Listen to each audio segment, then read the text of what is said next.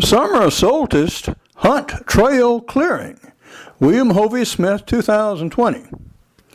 I'm an author, and I've done a number of outdoor books, and also a business book. The business book is Create Your Own Job Security. Plan to start your own business at midlife.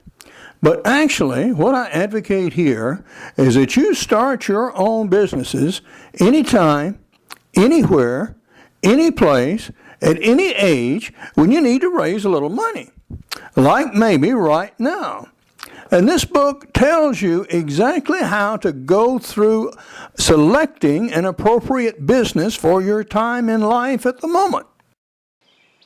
It's the first day of summer here in central Georgia, and it's time for me and my canine assistants to go and start clearing up our game trails and roads.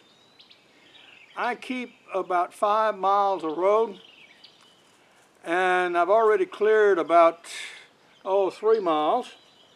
And here is a new canine assistant this year, and he is a cross between a golden and a Australian blue heeler, I believe. Yep.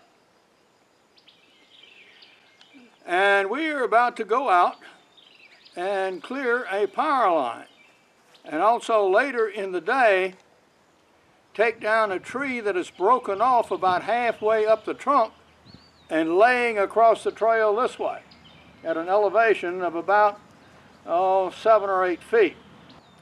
But in the meantime, we're going to start up and start cutting out a power line, and we're going to take that back about half a mile.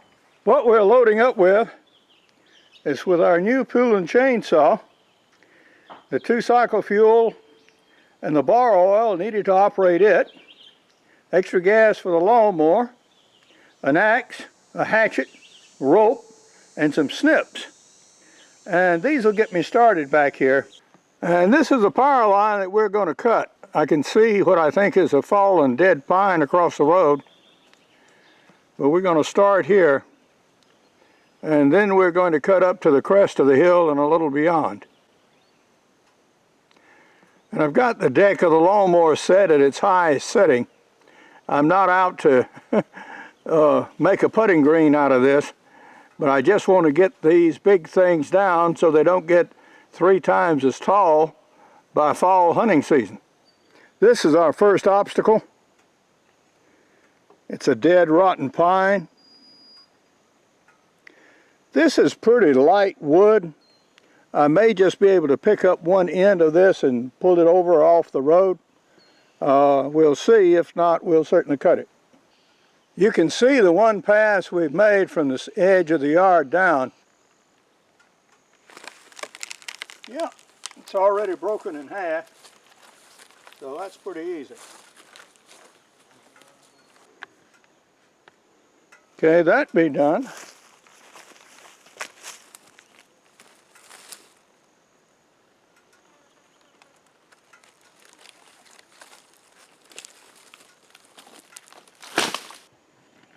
This debris in front of me was a large tree that fell 3-4 years ago, but now it is dry, rotten, and light enough that I can pull it up and move it by hand, I think. So I'm going to get this clump of stuff out of there and sort of straighten up the roadside so I can cut this part as well.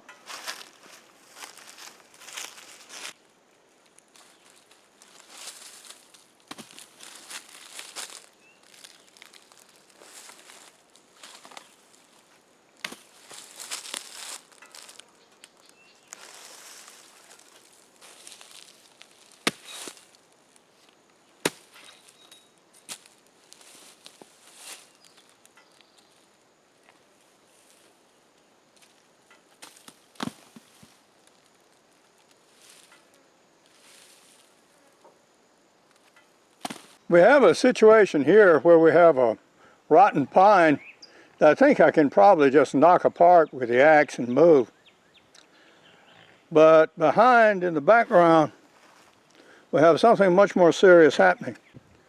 Those 2 trees, those 2 pines, are down at an angle where, yeah, the next severe wind is certainly going to bring them down. And one of the larger ones is leaning against a lone tree here. And the consequences of that is those two live tops blowing together are very apt to bring it down against the power line here. There are already 8 splices in that section of line that I can see. And so I really need to take down that live leaning tree. And that's going to require more than the lawnmower and chainsaw. For that, I'm going to have to get my truck.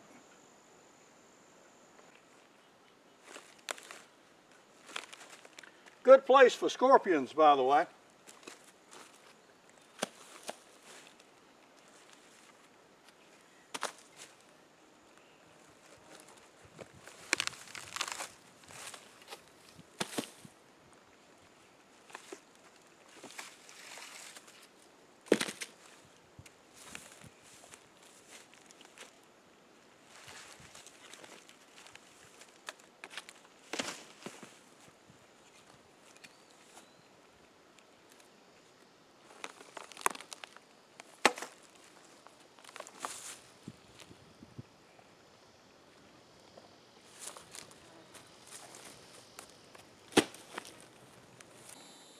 We made a pass back and forth. I'll no longer need the tools in my trailer, so we can leave it behind.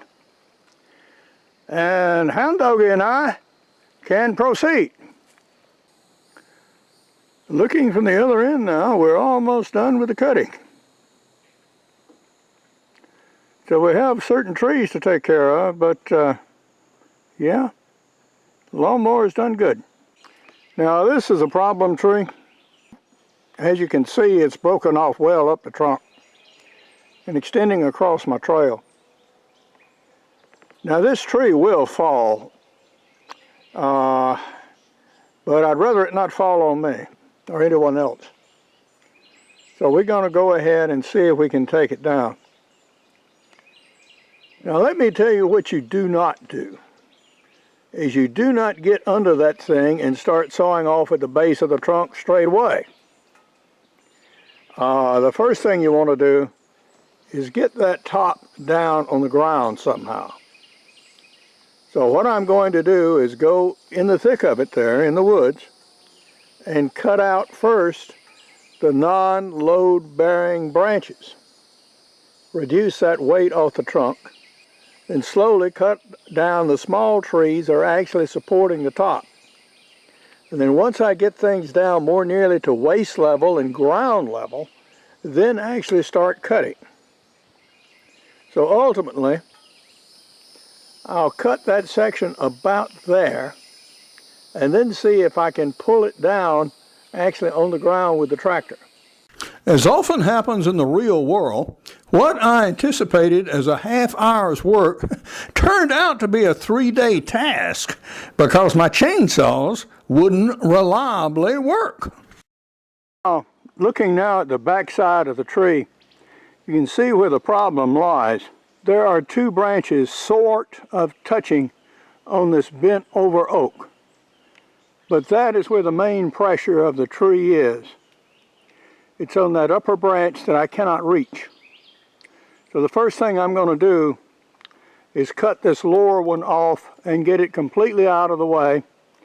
And protruding limbs like that small one coming directly towards me, because that can catch you and stab you actually. And then take off the other branch hanging down there and get rid of all that weight before we actually put a saw to that bent over tree and let it come down. When one goes out in the woods, one never knows what minor trauma might occur to one's equipment. Like I was pulling away from the house, and lo and behold, this wheel is just about come off. Obviously, it's lost its cotter key, so we need to replace that. I have it jacked up so we can get that done. Our work crew is once more assembled, so we may proceed. To test my premise of being able to pull out limbs with a lawnmower, I have rigged a rope and a chain to one of the branches that's not load bearing. So I'm going to take that one down and see if I can pull it out. A little chainsaw has decided it's going to go on strike. So I could not get it successfully started last night. I've tried again this morning and still no results. It doesn't seem to, for whatever reason, want to fire at all. And that tells me that's not really a sign of a fouled plug, but one of the various safety mechanisms has somehow failed. So it looks like it may need to go to the shop. So I'm going to see if I can fire up Big Boy here and get it going and do the work I need with it. If not, then we're going to start on this tree with hand tools. I have cut that upper branch with a handsaw, and we will see if we can pull it down now.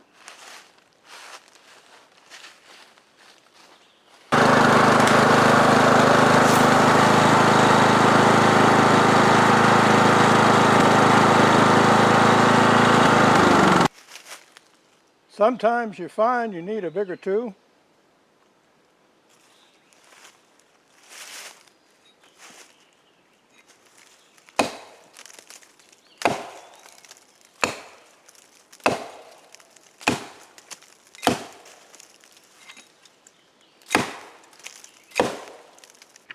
Well, we managed to chop through finally, and now we're going to do a pull away with the lawnmower.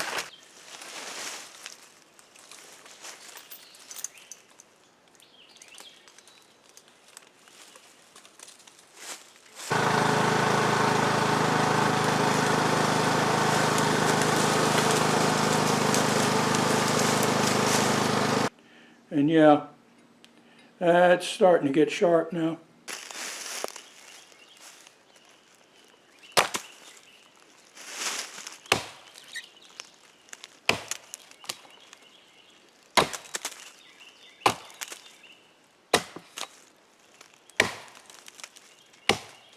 Big Daddy got going here. All right. Well, today was a partial but not complete success. I do have the tree now lower to the ground than it was. And I have done that by cutting the tops out with both hand tools and ultimately my big chainsaw, after I couldn't get my small one going. When I returned home, I was greeted by an unexpected event. The time I left the house and came back, a large pecan limb has fallen. It's broken off near the trunk, and it's partially resting on the lawn, and still, well, the majority of it's hung up on the tree. So we need to get some chainsaws working, guys. We are resuming work on our limb across our deer trail. We have got a new chainsaw. This is a Stihl M5 250. And what this saw is a medium-sized saw. It is in capacity between the size of my big bow saw and the small Poulin, the $89 saw we started with. That's still under warranty and will take to be repaired, but I can't wait on it. 3 days ago, I had 1,000 pounds of pecan limbs down in my yard. 2 days ago, I had 2,000 pounds of pecan limbs in my backyard. And this morning, I have 2,600 pounds of pecan limbs in my backyard. So I need to cut some wood, guys. So I went ahead and rather than wait on these saws being repaired, which can take weeks, yeah, I need something to cut with. So I went ahead and got a new saw. Physically, I'm not impressed with it. In my day, things were made out of steel and aluminum. And now we progress to plastic and nylon. Well, like I say, I ain't impressed. But this has a 2-year warranty, and at least the guys here in town will work on it. So that's the reason I got the saw. So we're going to start it up and see if we can get some useful cutting done.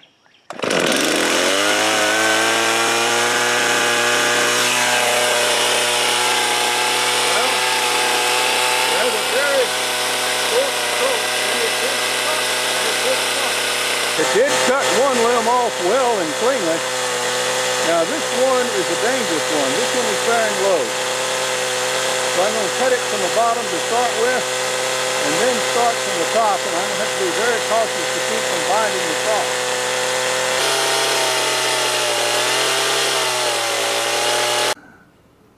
When you have a limb like this that's really bearing load and you've got to cut it, cut a notch at the bottom, about 25% up the tree, and make this about a 1-inch notch to give the trees a chance to move a little bit whilst you're cutting, and then do exactly the same thing from the top. Go ahead and make your cut, go to one side about 1 inch, make another cut, take that wedge out, proceed down a little further and a little further, cut a little more, keep your gap wide, and that way when the limb starts to compress and collapse downward, it won't bind your saw blade.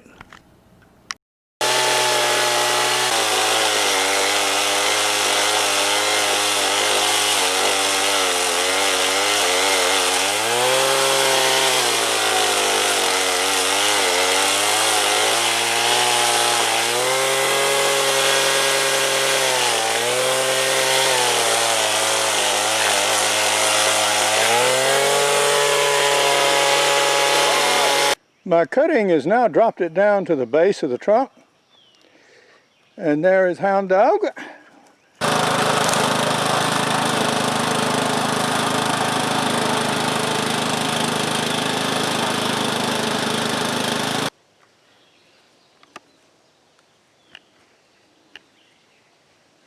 Now I can take these round sections and actually roll them to the side of the road. The key to moving pieces of wood like this is you don't try to pick them up. You tip them end over end, or you roll them, one of the two.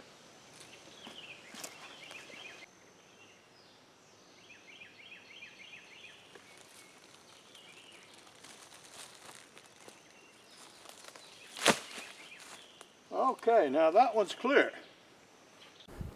When I've got a chainsaw that wants to cut, I cut with it. And so I went back to the house and started trimming, pulling down, and cutting up these fallen pecan limbs. My deer hunt trails are now officially clear. I've demonstrated that the new saw actually works, at least once.